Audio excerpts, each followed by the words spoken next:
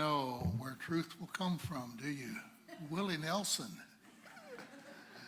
performed by John and the band.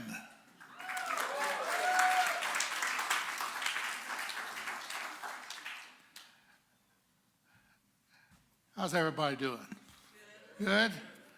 I have a message I want to share with you this morning, and my wife told me that the other night I was preaching during the night in a dream.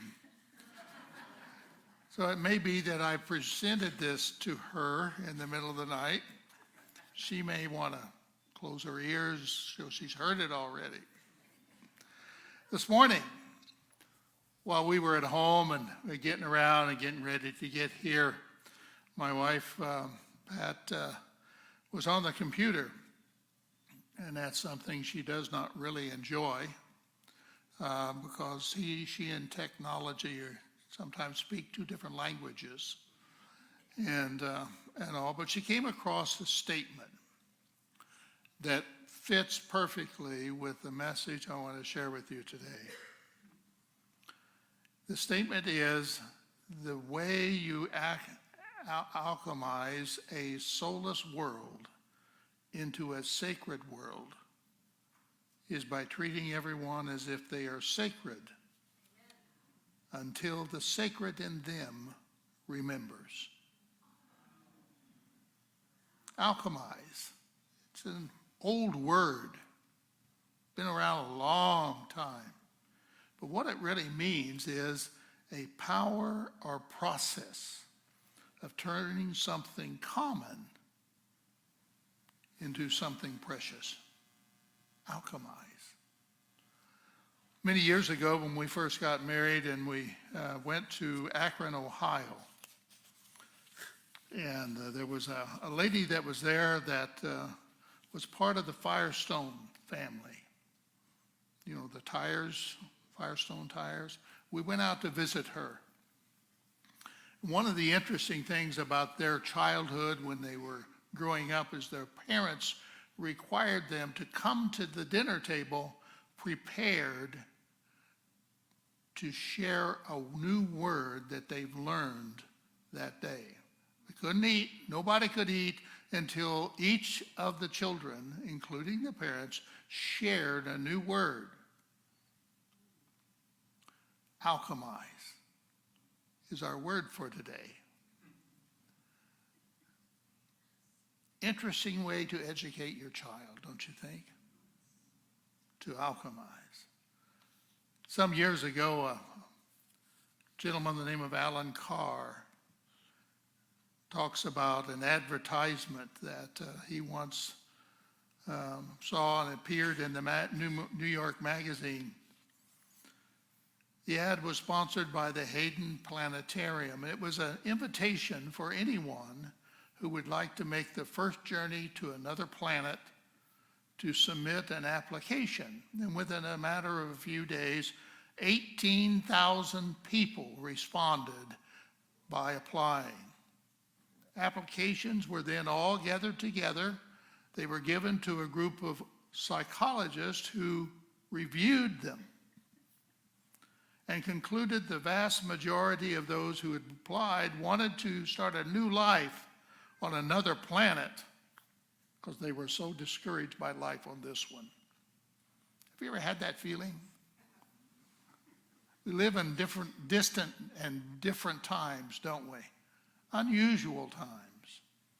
Sometimes things take place in the world over which we feel like we have no control, but yet here we are and we're a part of it.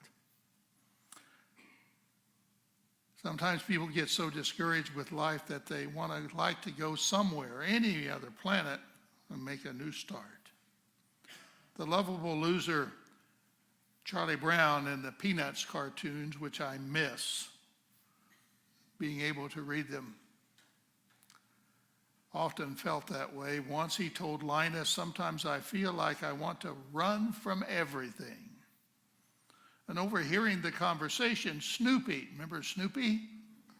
Snoopy reflected, "I remember having that feeling once when I was in the Daisy Hill Puppy Farm. I climbed over the fence, but I was still in the world. That's the problem with running away from our problems. We're still in the world. Our problem seems to always follow us no matter where we go. And of course, the real problem is not the problem out there. It's us. It's us. I want to share with you a message today that I think has the capability, the possibility of transforming your life and your world.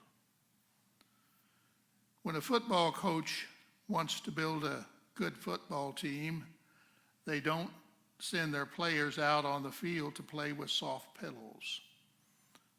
They're put to work, and they have to work against rough opponents like a bucking frame, a tackling dummy.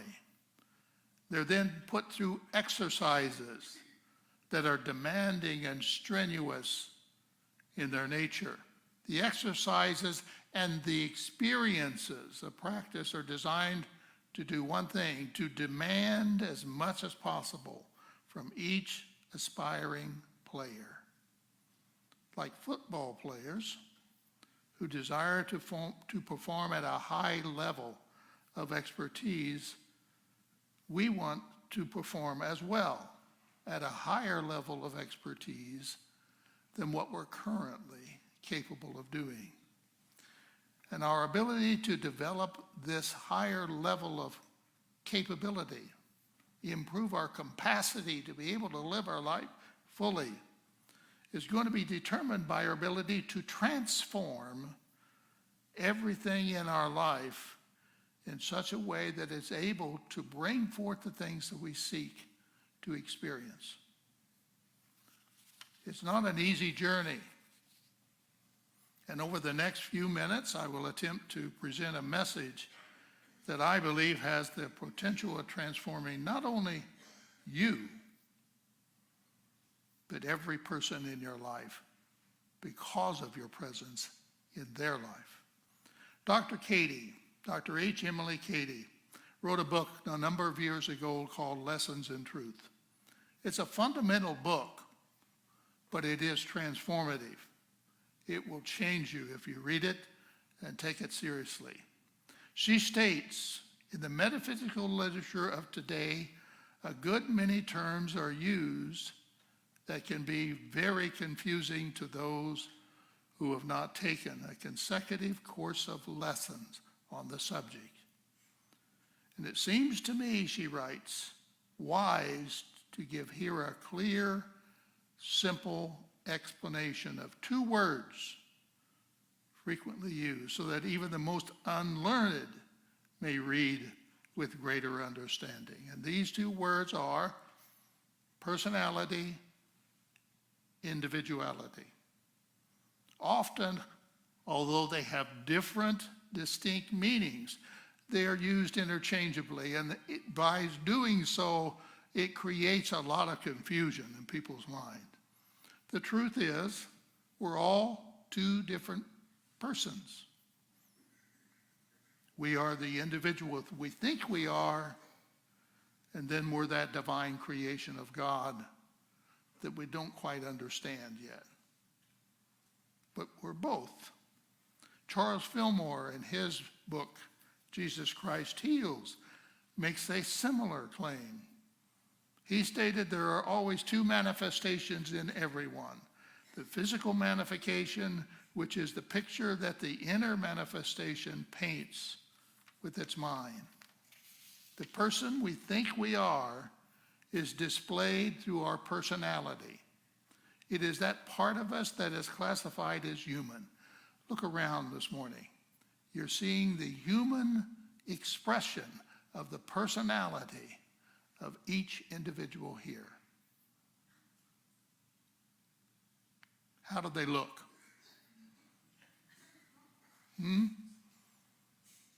Look old? Look young? Perplexed? Puzzled? As a result of being at odds intellectually with the infinite truth of our being, we create conditions in our life reflective of this internal confusion. Since I've referred to Dr. Katie and Mr. Fillmore, I want to bring up the name of another person. The name is Jesus Christ. In his teachings, contained in the book we call the Bible, there's a host of variety of Bibles these days. In his teachings, in the teachings of Christ, he indicated that a house divided cannot stand. Metaphysically, that means simply that until we establish a greater sense of harmony with the spiritual being we are in truth, our lives will continue to be as they always have been and are to this very day. Harmony. Individuals who choose to live life with a narrow, opinionated, restrictive viewpoint are choosing to ignore the infinite presence of God's blessings that are active in their life. Instead of seeking a kingdom of good, they tend to focus their attention on ideas that are at odds with the very good that they are seeking. Many go through life desiring to experience blessings of God while demanding that it manifest in a manner fitting their current state of consciousness. And the fact is that our current state of consciousness is only capable of manifesting what we already are experiencing. If you want to know where you are in consciousness, take a look at your life. There's evidence of it. The teachings of Jesus tell us, it's a simple message, that if we desire greater happiness, greater joy, greater peace, greater prosperity, greater anything, we must get rid of our current consciousness. Because like the lesson of the wineskins in the New Testament, we discover that our current understanding will not be able to handle the increase that will slip right through our fingers. Can't handle it. In other words, nothing will change in our lives until we're willing to become changed. The point I want to make at this point in time is very simple. Hatred cannot coexist within a consciousness that is in harmony with God's presence. Cannot exist. Prejudice cannot exist within a consciousness that is in harmony with God's presence. Cannot exist. Selfishness, possessiveness, jealousy, a host of other conditions can only exist within a personality that is at odds with the truth and cannot exist within one's personality that is in harmony with their individuality. In other words, the internal presence of God. Another way of saying it, in harmony with God's presence. Such conditions, if they exist in your life, it's simply indicating to us, providing us with a signal that we got work to do. Doesn't mean we're bad people, it just means we're out of sync.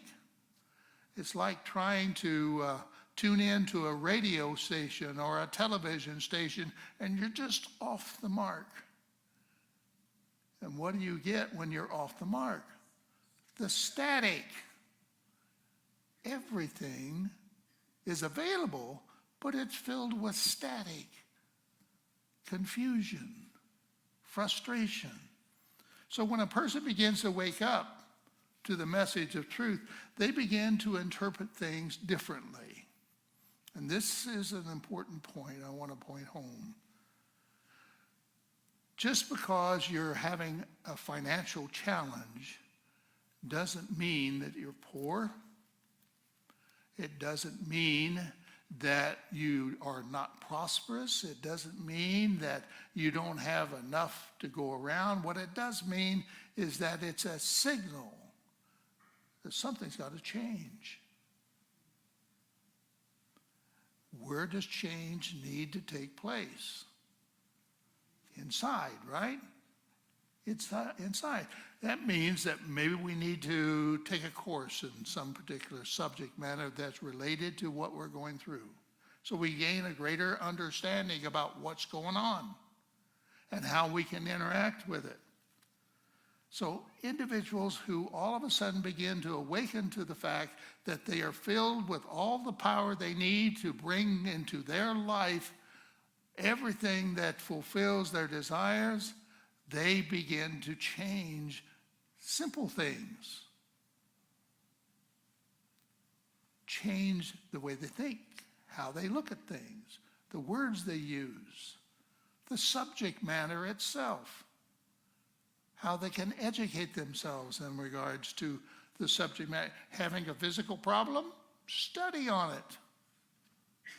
If you've got a medical issue, study on it. Figure out how you can take the initiative to do something about it.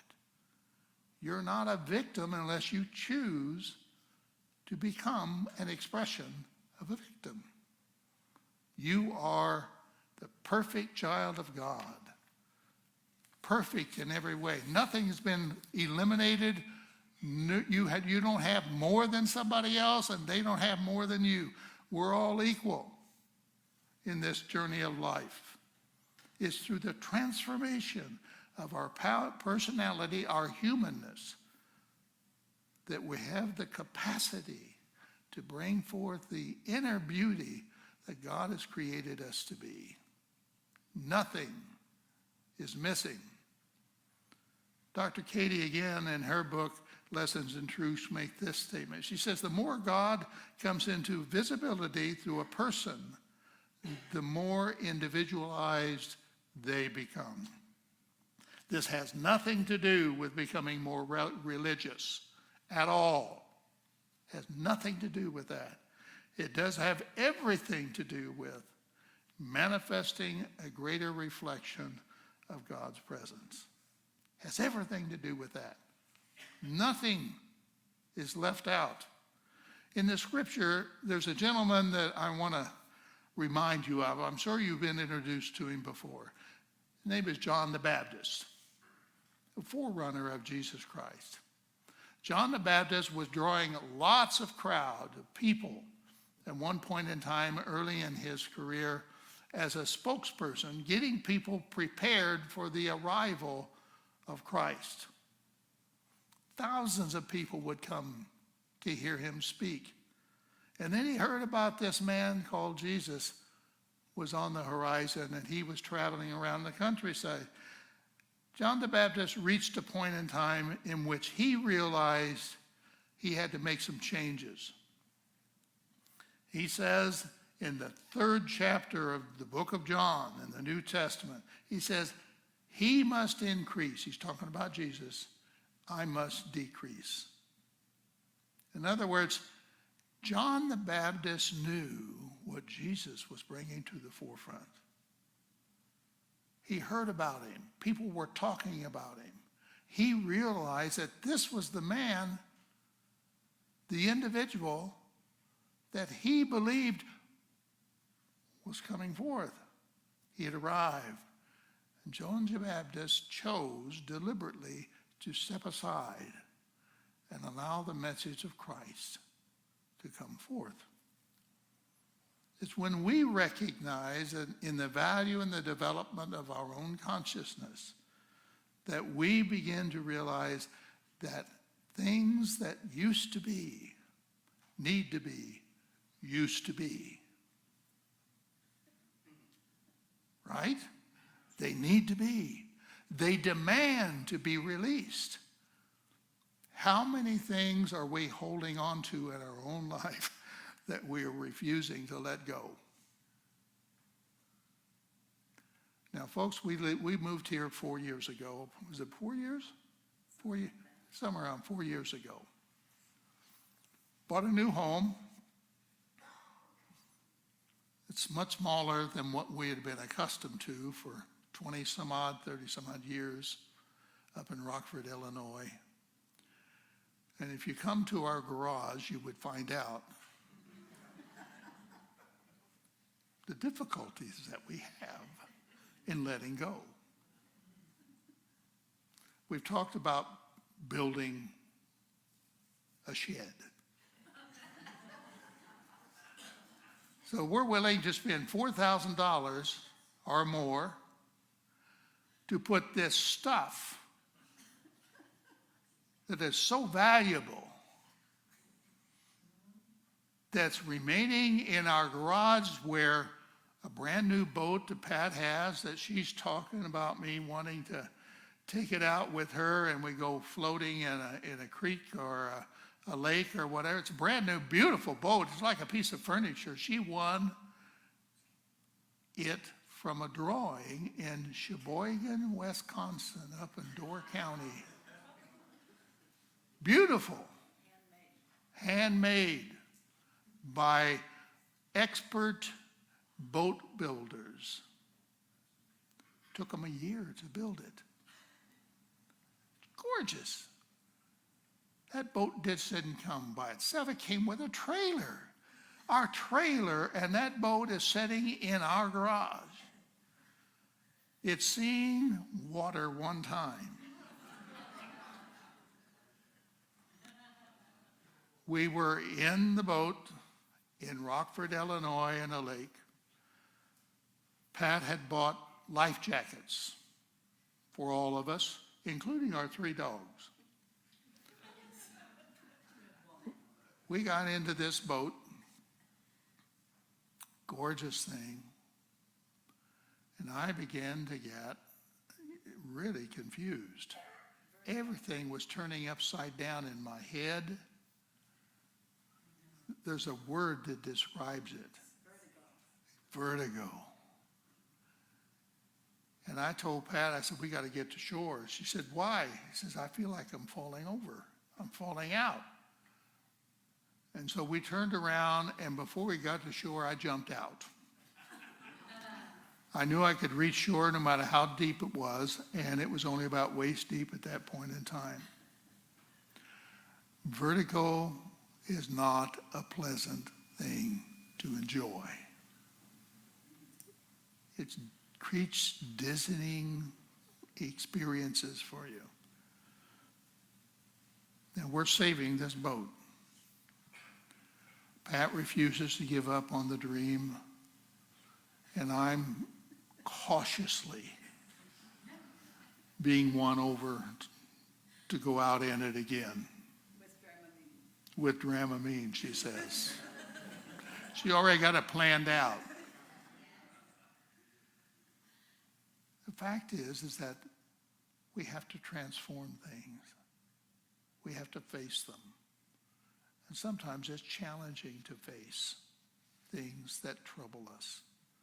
If you got a person that you don't want to be around, or has said something to you that has caused you to be upset with them, and you can't stand the sight of them, that's a signal that there's some things that need to be resolved in you, not necessarily in them, but in you.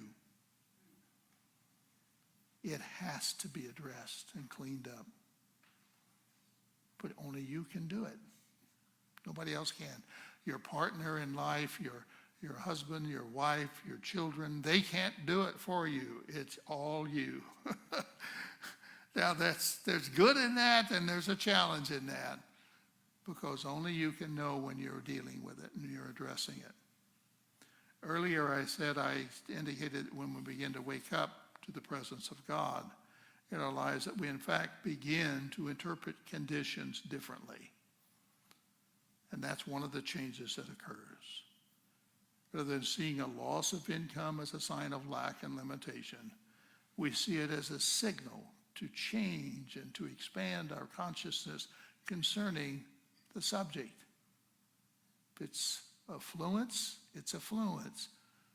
No matter what it is, time to address it. In closing, I want to share with you a story. It's about a town located in Alabama. It's called Enterprise. It's the name of the town. There's a monument that is erected by its citizens for services rendered to them. The monument is dedicated to the boll weevil. Now, years ago in the South, cotton was king, and when cotton was booming, business boomed. When cotton was poor, business suffered. One year the boll weevil appeared, and instead of being a poor crop, there wasn't any crop at all. It decimated everything that had been planted. It ruined everything. But what it did create was tremendous debt, lots of discouragement. Individuals went bankrupt, and at a town meeting one night, all the citizens gathered together, and they decided they were going to do something about this condition that was impacting everyone. They all got together. It's like, we're the town. We're the town. We're here in Springfield, Missouri. We've gotten together, and we all have issues. Anybody not have an issue that they'd like to see resolved? You got at least one, okay? 2, 3. Well, I can't get my fingers up like I used to anymore, so we'll leave it there. The decision they made, which is a decision that we can make, changed the course of history and their future. They decided to do something that revolves around the word diversification, to diversify. Instead of putting all of their eggs in one basket, they decided to grow a variety of crops instead of just cotton. The main problem they then faced was that all the farmers didn't have any money. They looked into the farmers to plant a new crop with diverse seeds, but the farmers couldn't because they were broke. So what did the people do? They came together, pooled their individual resources, and provided, all of them provided the money for the farmers to not only plant new crops, but to live for an entire year. Now that's a sizable size of money. But if one family had $10, another family may have $15, another family may have $1, whatever it was, they all pooled all their resources and gave the money to the farmers. Since that time, that very moment when that took place, the people and the town have prospered and has grown. And in appreciation for the good the boll weevil brought by destroying their crop, they built this monument. So the point is this: rather than believing that the boll weevil destroyed their future, the people decided to learn something from it and grow. What are we willing to learn? If I had a big bowl up here, not the prayer bowl, but another bowl, and I gave you a piece of paper, what would you write on that paper concerning your own personal issue that you'd like to see changed? And can you see yourself putting that into the bowl? Just imagine it being here. Imagine yourself walking up, dropping it in, and walking back. And then everybody being willing to come forth after it's all done, and you pull out whatever it is that's there for you to pull out. Not necessarily the one that you put in, but somebody else's. Would you be willing to exchange your issue for theirs? Some of you would probably say, you bet. And the other one said, heck no, I'm going to go back and find mine. But the fact is, through the activity of prayer, through the activity of pulling together as a group, as a family, because we're all family. We're all family. Greater things can happen when we're pulling together. This is what God does for us. The pain that we experience in the journey of life is an indicator. That's all it is. Doesn't mean you've done something bad, that you're no good, that you're dumb. You thought you were smart, but you made this dumb mistake. You know, don't worry about it. Wake up to the fact that it's a signal, and it's encouraging you to make a change in your consciousness. And through that change, through that transformation, there are things that will take place that are just for you. Just for you.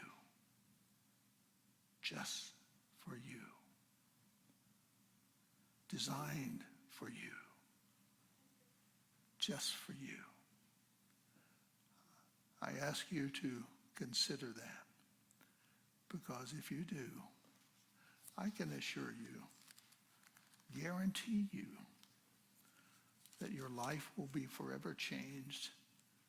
Improvement will take place in ways you cannot even imagine.